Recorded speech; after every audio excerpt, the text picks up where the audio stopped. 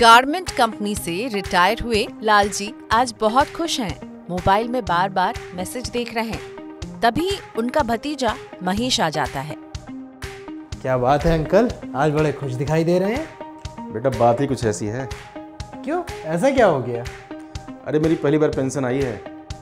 Pension आई है? नहीं मतलब आप तो एक कपड़े कंपनी में काम करते थे, तो पेंशन तो भाई केवल सरकारी कर्मचारी को मिलती है। नहीं बेटा ऐसी बात नहीं है, प्राइवेट कंपनी में पेंशन आती है। Private company pension? जैसे मैंने अभी नौकरी शुरू करी है, तो क्या मुझे ही पेंशन मिलेगी? जी हाँ, महेश को भी पेंशन मिलेगी। उनकी सैलरी से हर महीने जो प्रोविडेंट फंड कटता है उसका एक हिस्सा एम्प्लॉय पेंशन स्कीम की तरफ जाता है और इसी ईपीएस से रिटायरमेंट के बाद मिलती है पेंशन। जो कंपनियां ईपीएफओ के दायरे में आती हैं, उनमें कर्मचारी की बेसिक सैलरी का 12% हिस्सा पीएफ खाते में जाता है। इतना ही पैसा कंपनी की ओर से भी जमा होता है, लेकिन एम्प्लॉयर का ये पूरा पैसा पीएफ में नहीं जाता।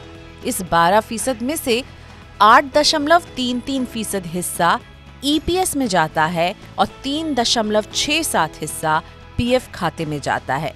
ईपीएस यानी एम्प्लॉय पेंशन स्कीम। ईपीएस खाते में सरकार भी 1.16% कंट्रीब्यूट करती है। ये कंट्रीब्यूशन 15,000 रुपए तक की बेसिक सैलरी पर ही किया जाता है।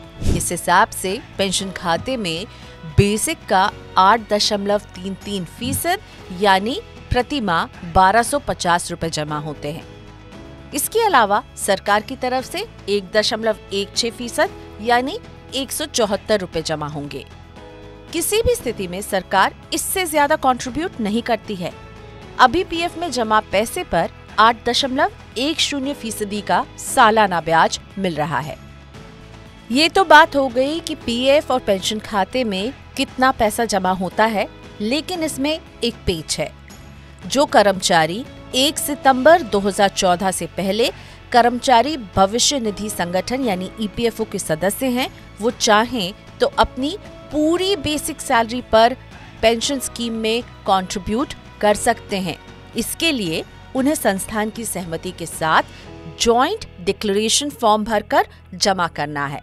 ऐसे कर्मचारी 3 मई 2023 तक हायर पेंशन का विकल्प चुन सकते हैं। अब सवाल ये है कि कब मिलती है पेंशन।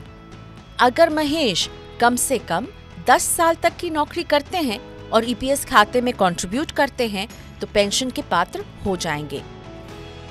58 साल की आयु के बाद उन्हें पेंशन मिलनी शुरू हो जाएगी। हालांकि महेश 50 साल की उम्र में भी पेंशन के लिए आवेदन कर सकते हैं, लेकिन तब 58 साल की तुलना में कम पेंशन मिलेगी। तो काका ये पेंशन मुझे कितनी मिलेगी? बेटा इसका एक फार्मूला है। पेंशन की राशि कर्मचारी की नौकरी की अवधि और बेसिक सैलरी पर निर्भर करती है। अगर कोई कर्मचारी 20 साल की नौकरी पूरी कर लेता है तो उसमें 2 साल के सर्विस को और जोड़ दिया जाता है, यानी 20 साल बन जाते हैं 22 साल। वैसे साल की गणना राउंड फिगर में होती है। अगर पेंशन योग्य सेवा किसी की मान लीजिए कि 9 साल और 6 महीने हो रही है तो उसे 10 साल माना जाएगा। लेकिन हाँ, अगर ये 6 महीने से कम की अवधि रहती है तो इसे छोड़ दिया जाता है, काउंट नहीं किया जाता है। अब समझिए ईपीएफओ का क्या है फॉर्मूला पेंशन को कैलकुलेट करने का। तो पेंशन इज इक्वल टू 5 साल की जो भी बेसिक सैलरी और डीए है, इसका एक औसत निकाला जाता है। इसे गुणा किया जाता है नौकरी के साल यानी कितने वर्ष उन्होंने काम किया और इसे भाग दिया जाता है 70 से। अगर महेश की पिछले 5 साल की औसत सैलरी 15,000 रुपए और पेंशन योग्य नौकरी की अवधि 21 साल है तो उन्हें हर महीने 4,500 रुपए पेंशन मिलेगी। ईपीएस 95 में अभी न्यूनतम पेंशन 1,000 रुपए है और अधिकतम 7,500 रुपए।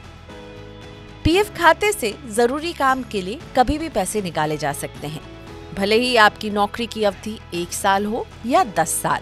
लेकिन जानकार सलाह देते हैं कि जब तक कोई ऐसी जरूरत ना हो जिसके लिए आपको कहीं से भी पैसा नहीं मिल रहा हो, तब तक पीएफ के पैसे को मत छूइए।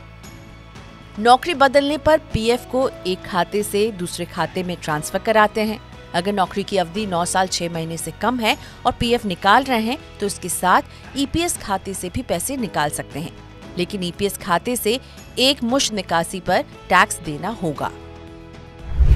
ईपीएफओ में जमा होने वाली राशि रिटायरमेंट का बड़ा सहारा है। निजी क्षेत्र में काम करने वाले महेश जैसे लोग पीएफ में नियमित निवेश करके अपने रिटायरमेंट के लिए डबल फायदा उठाते हैं। पहला, जब 58 साल के होते हैं तो पीएफ का एक मुश्त पैसा मिलता है और उसके बाद हर महीने पेंशन। महेश को नौकरी बदलते वक्त ये ख्याल रखना चाहिए कि वो पीएफ का पैसा निकालें नहीं, बल्कि पीएफ को ट्रांसफर करके इसे कंटिन्यू रखें। इससे क्या होगा कि ईपीएस के लिए नौकरी की अवधि बढ़ती जाएगी और पीएफ की रकम तो बढ़ेगी ही, रिटायरमेंट के बाद पेंशन भी ज्यादा मिलेगी।